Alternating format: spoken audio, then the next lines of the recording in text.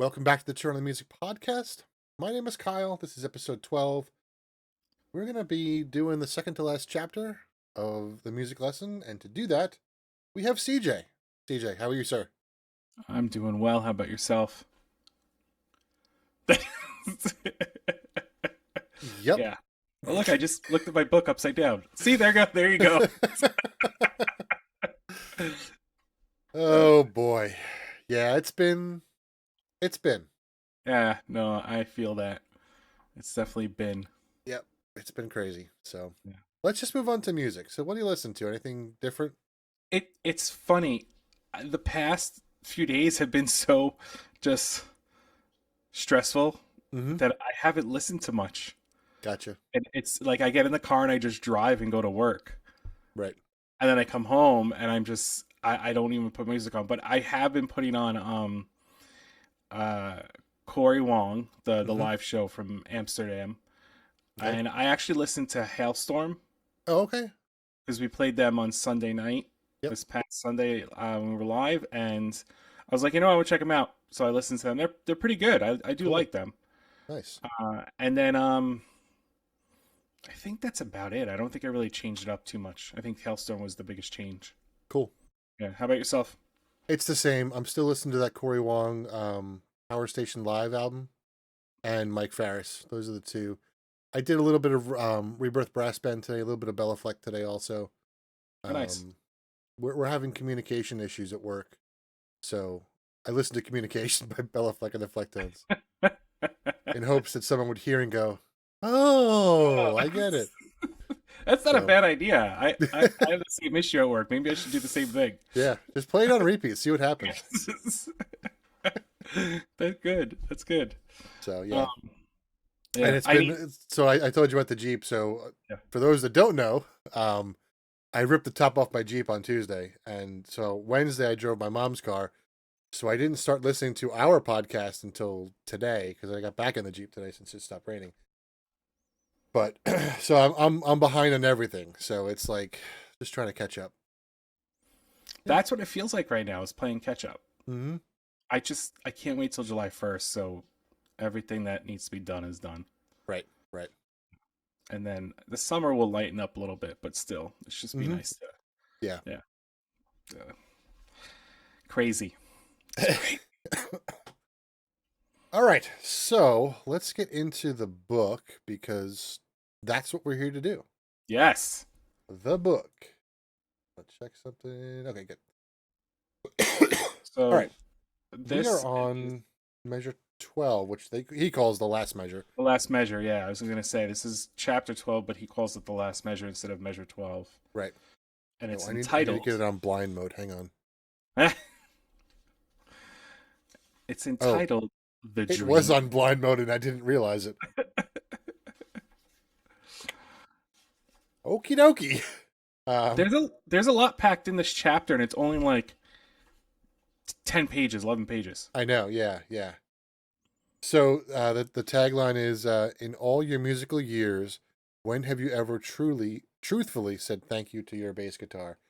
And this is something we've talked a little bit about, something that I do regularly.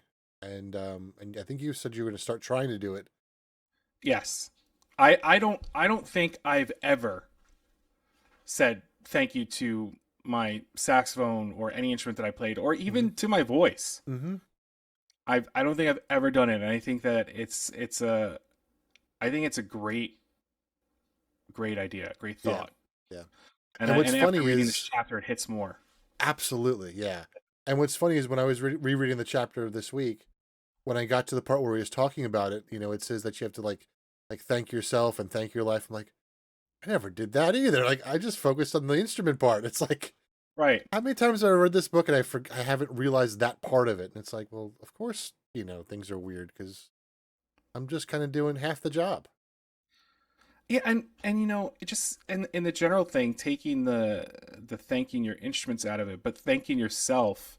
Mhm. It's funny. There's on Instagram or wherever, I think they showed the Snoop Dogg did that.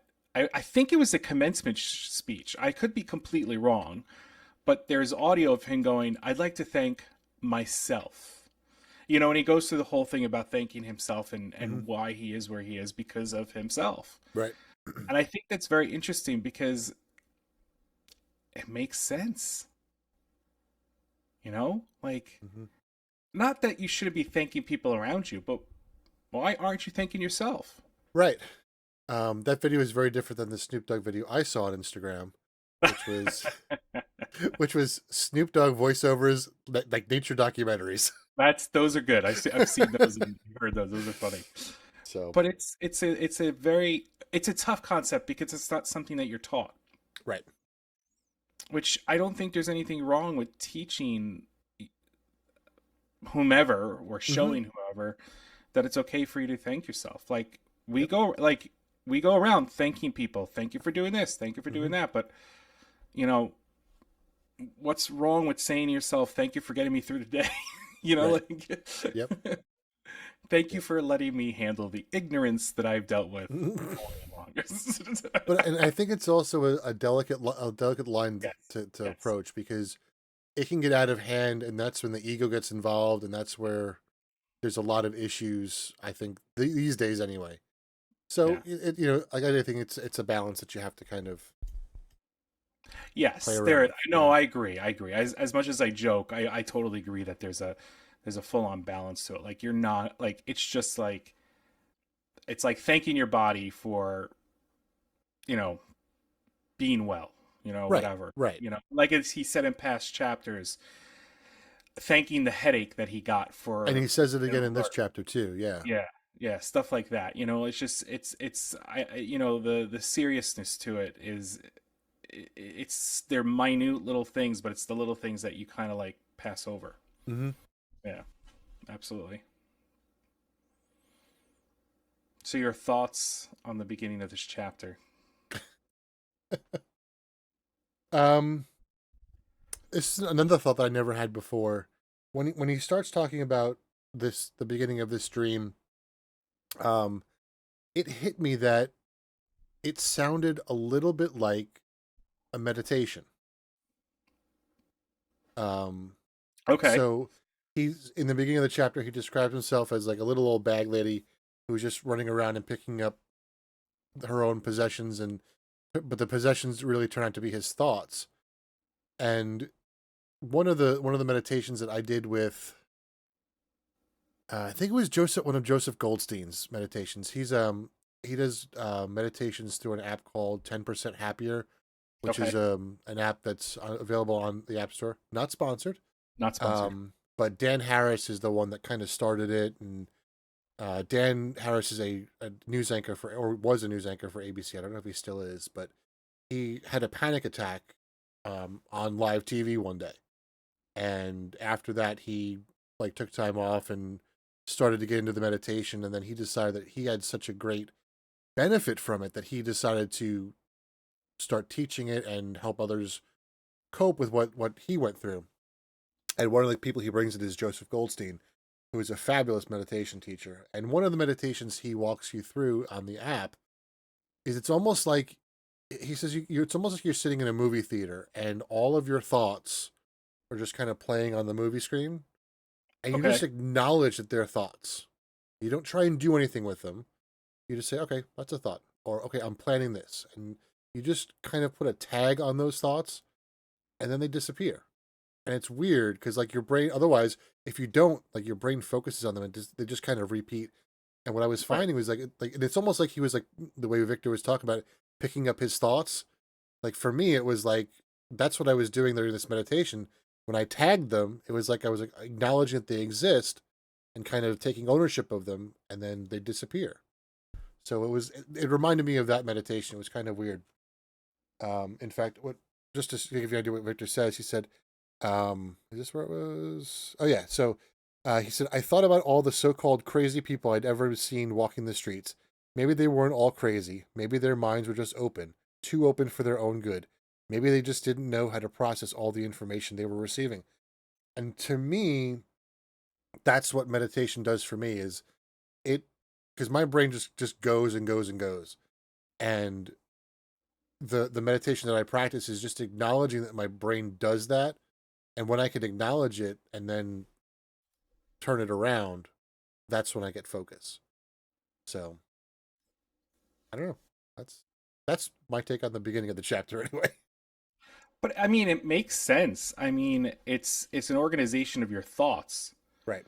and that's something that I tried to do back in the day, and I wish I was doing it now. Is Mm-hmm. taking the time to, like, see the way I did it. When I would focus on my breathing, Mm-hmm. and once I focused on my breathing, and that was the only thing that I was focusing on, Right. I then it then allowed me to organize my thoughts. Mm-hmm. Um, and in a sense release them. I don't know if I tag them, but that's an interesting way of looking at it. And by doing that, it did release those thoughts, and it helped me kind of remove the ones that were just a repetitive, unneeded Mm-hmm. thought to to clear your mind. So no, I totally see that because it is a very interesting way how he does open up that chapter. And that Yep. thing that you just that section, that moment that you just read, is something that I thought was interesting too, because it's Mm-hmm. very true. We don't know. Yep. We don't know if those people just are so opened that there's just so much going on inside of them that they just don't know how to deal with it. Mm-hmm. Yep. Yeah, no, it's so true. Um, Further down on that page, I don't know if you have more after Nope. that, but Well, yeah, the rest of the chapter, but no, no, but further down on that actual page, one of the paragraphs he says, "I tried to focus on some of the thoughts. The energy in my head and in the cart was swirling, blending together. It was a very confusing mix of information, but there's one force that seemed to be prevailing. I can't explain what it looked like or how it distinguished itself from the others, but I could feel that particular energy was different. I felt it was beckoning to me, so I reached out and tried to grab it.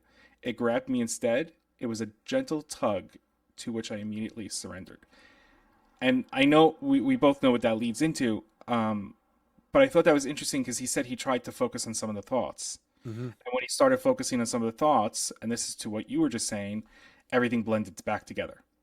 Right. Like instead of him just acknowledging the ones and kind of letting it go, as soon as he tried to focus on all of them at one time or try to like, that's when he had trouble. Mm-hmm. And then when he went to go pick out the one, it's when he kind of refocused.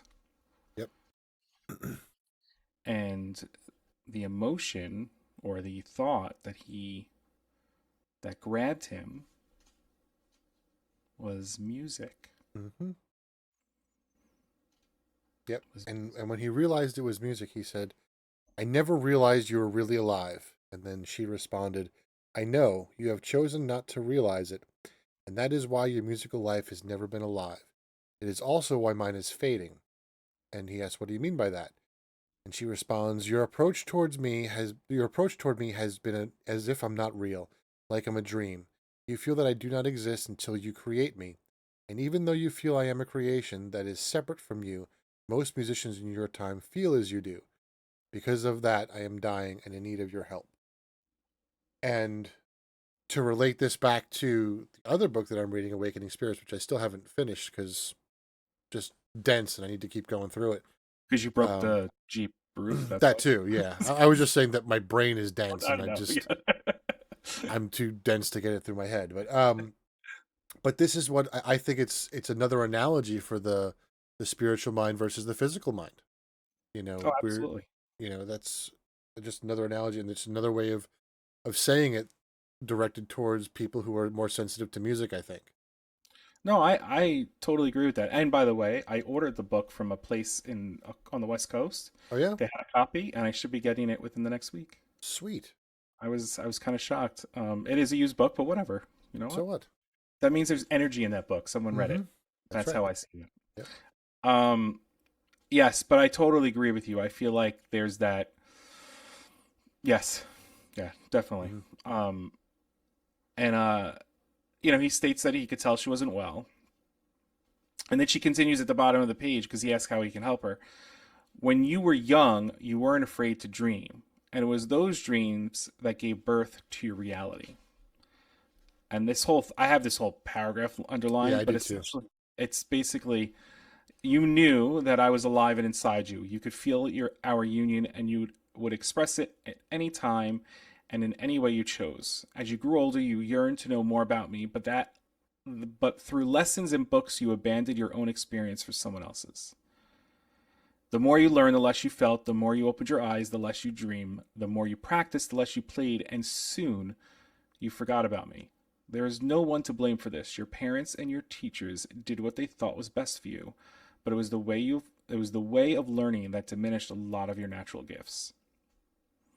And she goes on to say that knowing has always been one of his best attributes, but it is the Mhm. one that he's now afraid to use. Yep. But it's funny because all through the book he does, instead of saying teaching or he corrects himself, he connects it to showing. Hmm. I get that because as someone who has taught in the classroom, and I know you've taught private lessons, I know you've been in the classroom as well, there is a tendency to teach versus show. And I'm not saying that, like, I think everybody is a culprit. I think sometimes it takes time for you as a teacher to realize that it's not always about teaching, that there is a way to show things. And I think that that's really what this paragraph talks about, is that we're teaching you to do things a certain way, but forgetting that by teaching you, we're not letting you try it in your own way. Hmm. And they're doing that, like, for example, they're doing that in math. They're realizing that kids are finding different ways to do math and get the answer. And they're working out the ways are working out. So there's so many different ways to get your answer. And I had to learn all these when I was going through school to be able to teach them. And I'm sitting here going, I'm like, it's very interesting how there could be 5 different processes to get to the same point. But I may understand 2 of them and someone else may understand one, but we're still getting that same answer.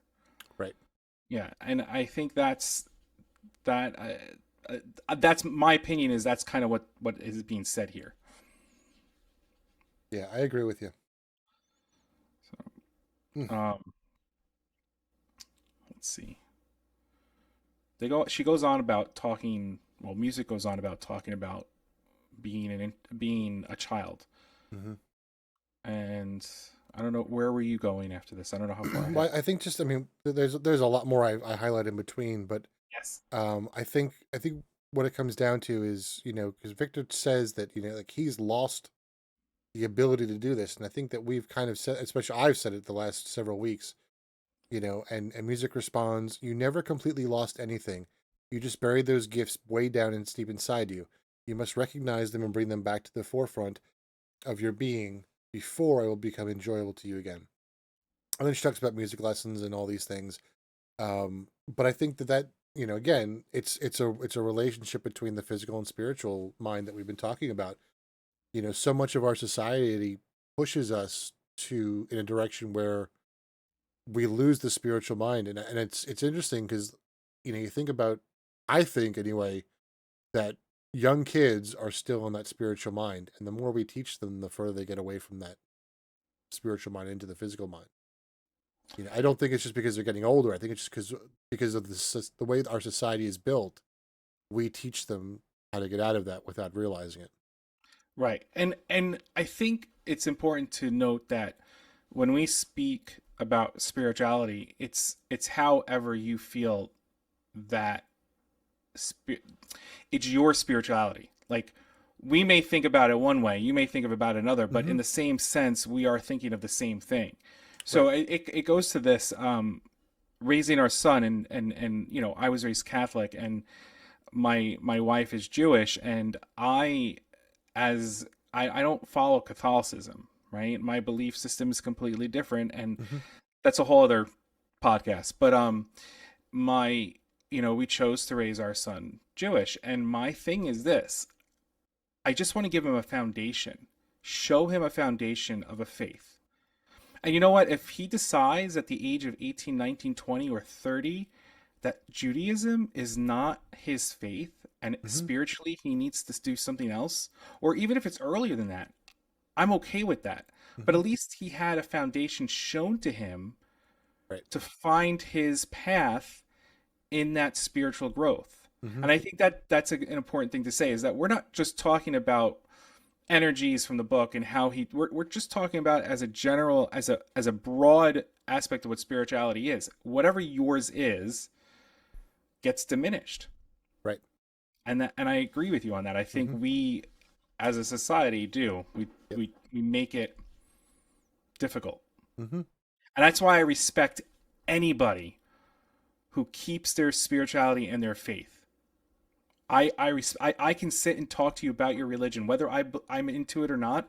I Mm-hmm. want to hear about your faith because you know what? I respect the fact that you can hold that faith during everything we're going through as a society. Yep. Because that's hard to do, and if you're It sure doing it, is. Yeah. kudos to you because that's Yep. awesome. Yep. Yeah. Yep. So the music talks about how he's trying to balance practicing and playing, and she says that you should be doing both at the same time.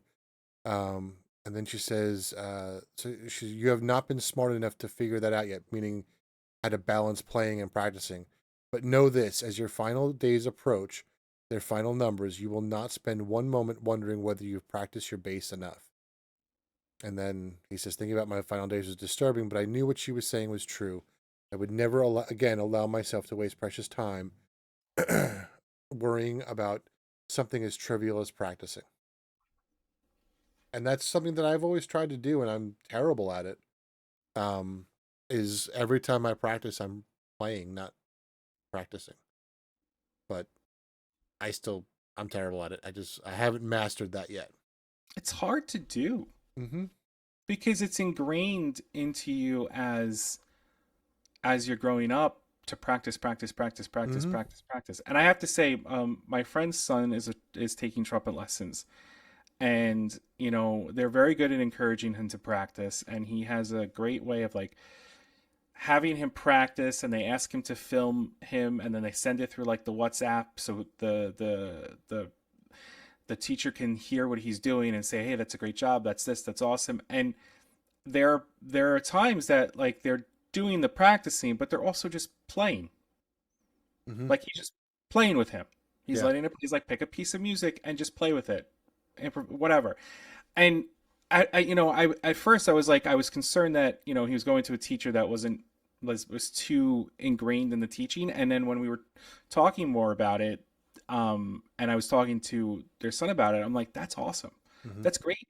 I said, Yeah. ask him if he's read the book, The Music Lesson. Mm-hmm. Because it had that approach, Yep.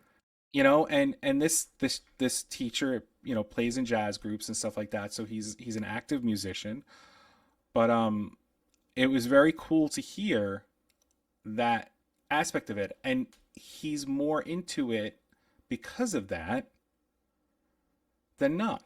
Mm-hmm. And that's the other cool aspect to it is that he wants to play. Right. He kind of chose. I asked him the other day, like, why did he choose the trumpet? And it was just because of the way the school was. They were like filling spots, and it was like one of the few spots that were still open to Mm-hmm. be a trumpet player. So he chose it. But now he's enjoying it because of how his teacher, and I'm going to use this word, showed him versus teaching him. And I think Mm-hmm. that's very cool. Yep. Yeah. Yep. And I think another thing that when you think about showing versus teaching, I think showing provides them with an experience as opposed to teaching them, which is just, I mean, it's an experience, but it's a different kind of experience, you know? Yes. And I think that goes also back to the day like Charlie Parker, right? Mm-hmm. Never had a teacher, Right. stood outside the buildings, listened to people playing, Mm-hmm. and that's how he learned how to play. Yeah. He figured it out. He was not, he was shown it even though they weren't physically in front of him, Mm-hmm. but that's how he learned to play. Yeah. And now his mind is not connected to the whole, this is how I have to do things. His mind is connected to the fact that I could just play, Mm-hmm. and I can just let it be, and I can have fun with it. And I think sometimes, and he says, I mean, they talk about that, like we just need to let the kids play sometimes. Mm-hmm. Yeah. Like wrong notes are wrong notes. Who freaking cares? Just play it. Right. Yep. Like just have fun and play. Like Mm-hmm. wrong, whatever. That teaches your ear to get better. Right. And I It's think like from another bizarre comparison, like, um, think about like when they always saw like the greatest show on earth, the circus, which we don't have anymore. We don't have circuses anymore, but the greatest show on earth, like that's an experience, right. And I think that's the correlation between, for me anyway, showing and versus, you can learn about animals in a book, or you can go like to a show about them, you know. Right. Or go to a And zoo and see right, them. right, Yeah, so right. absolutely. Yeah. It's different when you can walk up to a tank of Mm-hmm. fish in an aquarium Right. than seeing the screensaver that the Apple TV has. Yeah. And as cool as that screensaver is, it's not Right. the same experience than Mm-hmm. actually going there and actually seeing them in person. Yep.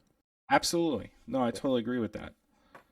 Um, Now, going further, there is a on the next page.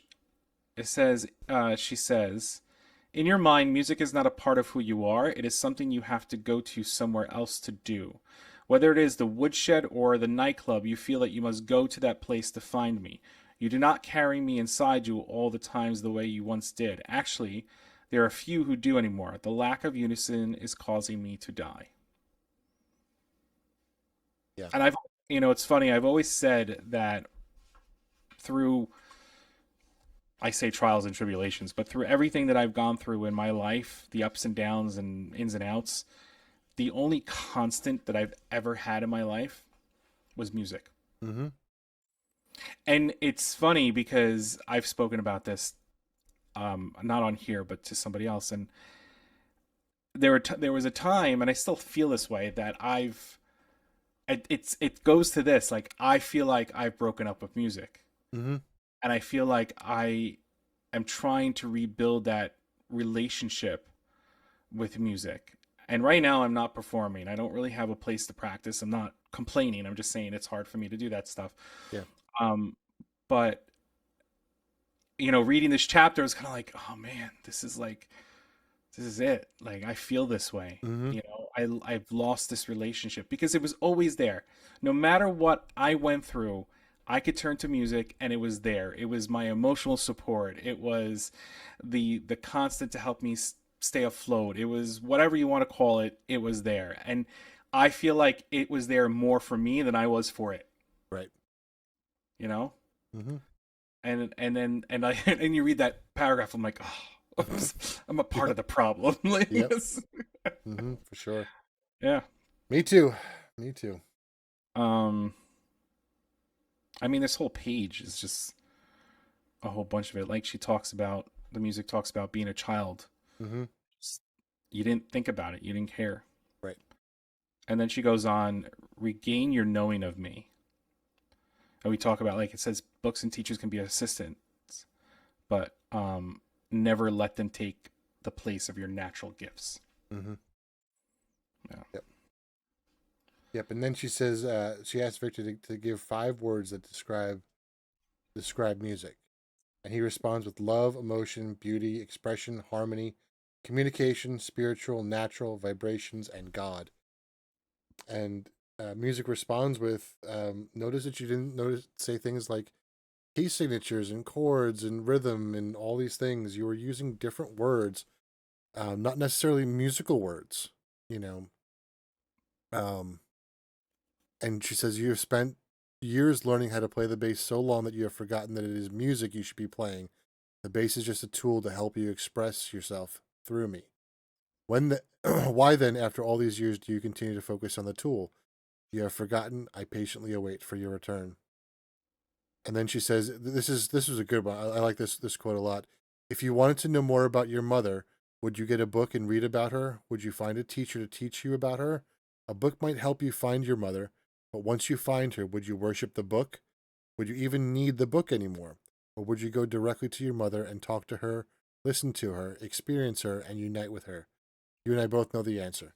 And that made me think, like, I've read this book so many times. Am I focusing too much on the book? Probably. But I still get so much out of the book because I don't feel that I've, gotten enough out of it yet. And you probably don't feel you're at the point where you can say to the book, okay, I got it. Right.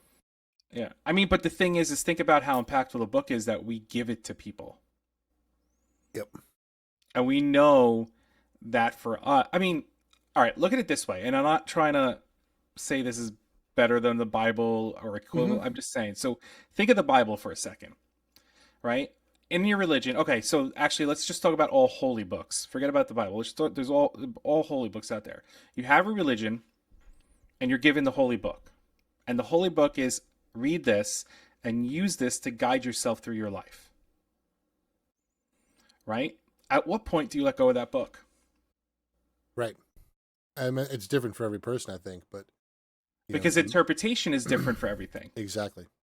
All right. I can read a part in that holy book, and you can read a part in the holy book, and we can interpret it completely different. Are you wrong? No, No. Am I wrong? No. It's just the probably. way. Of course, I'm wrong, but it's It's all about me. I'm always right. it's just the fact that it speaks to you in a certain way, Mm-hmm. and that's what you and I, in some ways, are very similar. So when we read through this book, we get the same response Mm-hmm. in our minds and our heart from reading this book. But in a general thing, it's just it, at what point do you put down that holy book? And I don't think you ever do. I think Right. someone of that's so into their faith, that book is by them because in times of need, Mm-hmm. they're going to go to it. Right. And it's going to be that comfort for them because they're going to read through it and there's going to be a verse in there that says, "You got this." Mm-hmm. Like that type of thing. So I think that's kind of what music says is that you're going to have those there, but just don't forget that there is your natural Right. ability. Yeah. I do think it's very interesting how, you know, they she talks more about how um they're making a business out of her. Mm. And I agree with that. Mm-hmm. It's it's become such a big business. Yep. I think that's the uniqueness in social media. Mm-hmm. We have this thing with social media where we're kind of like, oh my gosh, social media. But at the same time, I think a lot of musicians that we are starting to hear, we would have not have heard if it wasn't for social media. Yep. Yep. That's Hannah true. Wicklund is a big is a Mm-hmm. is a big one right there. A lot of her stuff started with social media. Yep. And she now has her own production company, which means she probably made enough money or got spot, whatever the case may be, whatever the Mm-hmm. reasons, or however, through social media that she was able to produce her own stuff and do it her way. And that's really the way to do it. Is like, Mm-hmm. it's kind of like stick it to the man and be like, listen, if I do this way and I have the money to do it this way, I can actually produce my own stuff and I can have control over it my way. Mm-hmm. Yeah, Yep. yeah, And that's what Victor's been doing. He's been redoing his stuff with his own stuff, his own production company. Re-releasing all of his albums. right. So Control, creative control, so it's music and not just about the music. I right. mean the money of the music, I should say. Where do we go for here? Yep. Well, Victor says a little bit further on, I realize once again that music is real, alive, and approachable. And we've talked about that, throughout this whole book. I could talk with her, sit with her, embrace her, laugh, and cry with her.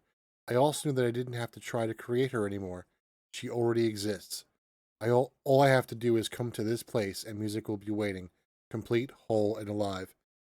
And that's one of the things that he mentioned in his commencement speech a little bit. Um, he geared it more towards creative solutions, but he said that when you're at your creative best, what you should do is you should take a note of what it feels like and try to create that feeling. And if you can arrive back to that feeling, you can then be more creative because you have that feeling. And I think that what he's saying here is that when you truly feel musical, embrace that feeling and acknowledge it and realize what it feels like and try to regenerate that feeling so that you can come back to that spot. It's kind of like having like a sign in the woods or something or little Right. breadcrumbs to lead you back to where you need to be. Exactly. I agree with you on that. Definitely. It's that yeah. It's yeah, because that's really what we have is feeling when it comes to that. Mm-hmm. And that's where she Um, mentions to thank your bass guitar. right. And then this is what I mentioned kind of a little bit last week. Music says, remember, play me all you want, but you must know this. It is only when you allow me to play you that you will know me completely, because then we will be one and the same. And that's kind of what I was talking about last week when I mentioned, my choir director said we're kind of like the pipe of an organ, and music is kind of the wind that goes through it, or the organist, that sort of thing. Like we are a tool for music. We are the instrument essentially, and then we have another instrument that kind of relates that or translates it to us humans. Just kind of an interesting way to think of it. I still have a hard time replicating it, um, consistently, and I do a good job most of the time. But there are times where I just suck at it. Well, but it's just there's so many other things going on. Right. I mean, so when we were talking prior to recording, you were talking about the whole Jeep situation Mm-hmm. and how you accidentally left it to the point where it hit the top of the garage. Yep. And my response to you is that you're probably so tired and burnt out because of how Mm-hmm. work has been that Right. that's why you forgot. Yep. You know, it's not like you intentionally said, "Oh, I'm going to leave this up and I'll worry about it next." You probably just forgot you did that and Mm-hmm. didn't think about it because you've just been so burnt out. And I think Yep. that that's another thing is that we as a society, it's a 40-hour a week thing. Mm-hmm. And sometimes it's more than that because of the job you're in and the role you're in. And Yep. and that goes for mothers and stay-at-home parents, the two. Mm-hmm. You get burnt out, and then when you go to do something, you do become forgetful, or you do something where, why did I do this? I don't remember doing this. Oh no, like, and that's what happens is we don't take that time to breathe Mm-hmm. and label our thoughts and Right. release them Mm-hmm. because we're not taught to do that, or we're Yep. not shown to do that. Yeah. Um, After that, she says, only through the power of listening can you truly know anything. And we've saw that many times through Hmm. the book. Yep. Yeah, yeah. And then, And then she turns into Yoda. and she turns into Yoda. Yes. Yep. She says there are no shoulds or shouldn'ts. There are only choices. What you choose to do next is up to you. No one can tell you what that is. You have been shown all you need to know. Slightly better than Yoda in terms of the order of the words. But But at that moment, he recognized the voice, and the voice was Michael's voice, mm-hmm. who was standing in front of him, and he said out loud and confused, I must be dreaming. Mm-hmm. And they go on and they have a little bit of a conversation. Where's it? I don't have anything for a while, but it's basically him kind of gathering his thoughts Mm-hmm. because he did not expect to kind of open his eyes up and see Michael again in the same spot that he was in. Yep. And then I have at the bottom of page 258 highlighted. He goes, "You have been shown all you need to know." Yep. And it's just it's such a simple Mm-hmm. sentence, but you're just like, yeah, Mm-hmm. okay, Yep. I need to bring this all together now. Mm-hmm. It's crazy, you know? It's just, And then he fights with himself because while he's trying to bring it all together, he's trying so hard to bring it together that it's making it impossible for him to bring together. And I know I'm jumping kind of to the end of the chapter, but uh, I don't have much else left. But at the very end, he hears Michael's voice that says, "Try easy, my friend. Try easy." and it's so true. We Mm-hmm. try so hard.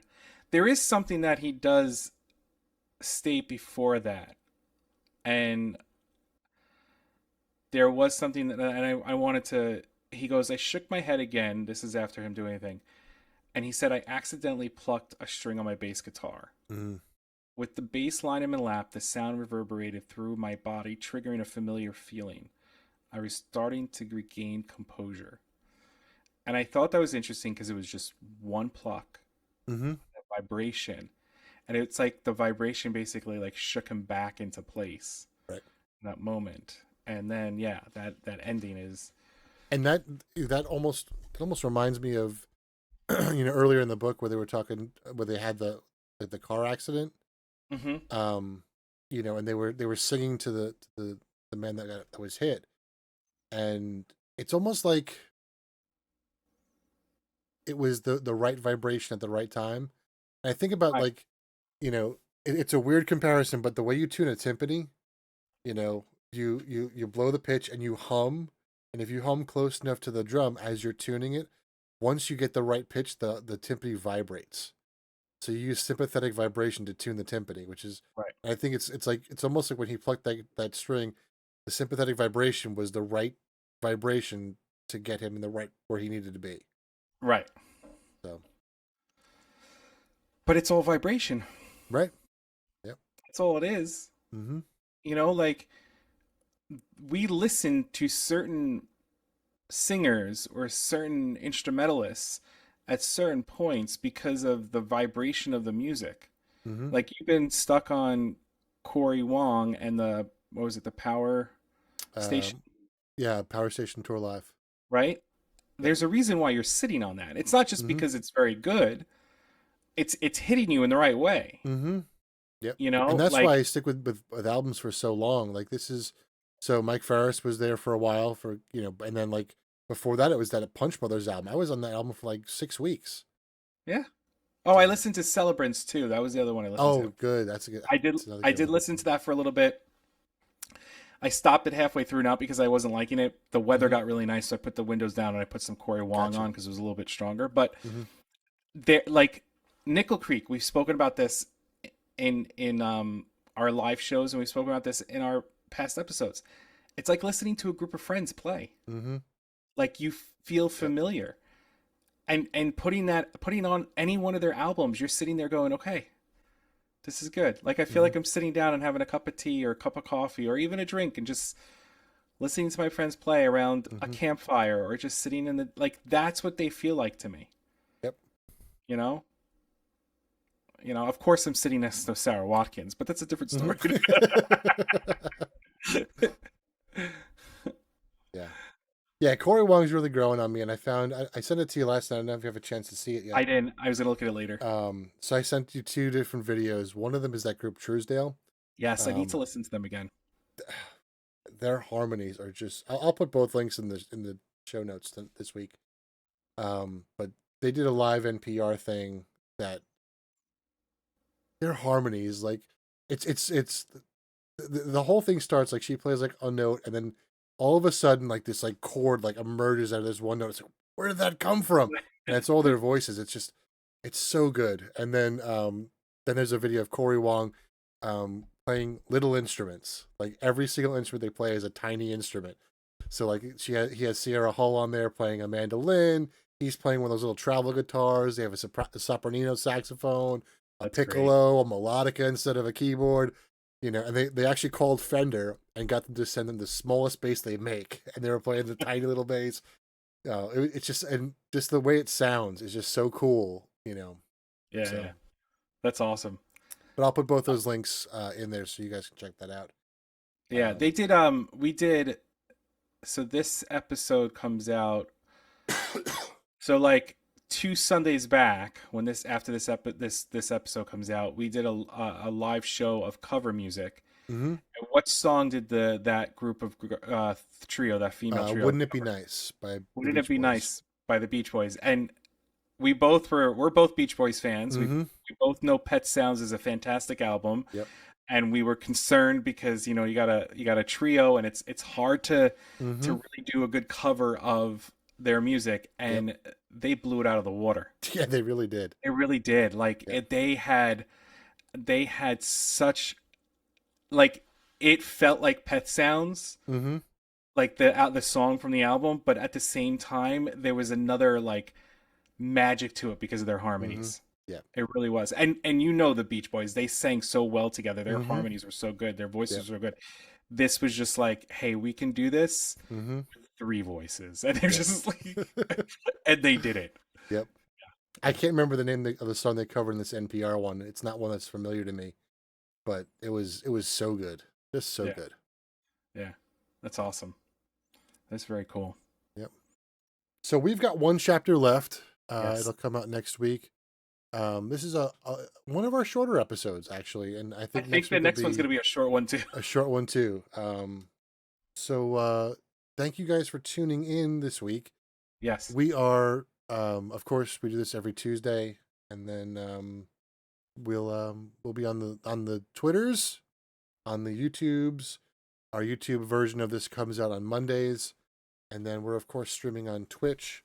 Our streams are on Friday and Sunday, except the Friday that you've missed, I was streaming on Kick instead, just to see what it's Oh, like. just see how it went.